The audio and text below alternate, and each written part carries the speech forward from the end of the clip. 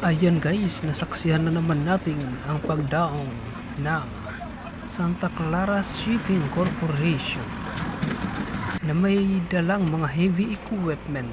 Yan po ay mga heavy equipment ng Aqualine.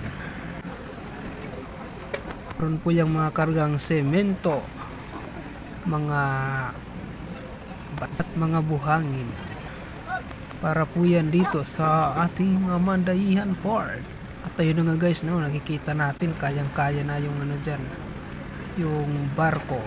Ayan, no, malaking trailer na yan, dalawang trailer po yan na lumabas. Kikita natin kayang-kaya naman ng pantalan natin. So siguro this week mag-ooperate na yan, o kaya bukas or sa Sunday. Abang-abang lang guys. Kita nyo naman kayang-kaya na. Napakalawak ng ating pantalan. So yun guys, no, yung mga karga na yan, mga 15 yan, kasama yung trailer at mga trucks. Siguro by Sunday yan, mag-opening na yung ating Mandaihan Port.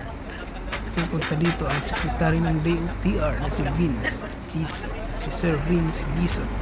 Guys, ang lalaki ng mga truck na yan at sabay-sabay pang lumalabas. Hindi man lang na ano yung pantalan natin, yung bagong gawa na pantalan. Talagang kayang-kaya na mag-operate dito. Yan guys, ang mga nagtatanong kung saan ba ito banda, dito lang po ito sa Mandaihan, Pasay, Samar. Hindi nyo alam, tingnan nyo lang sa Google Map.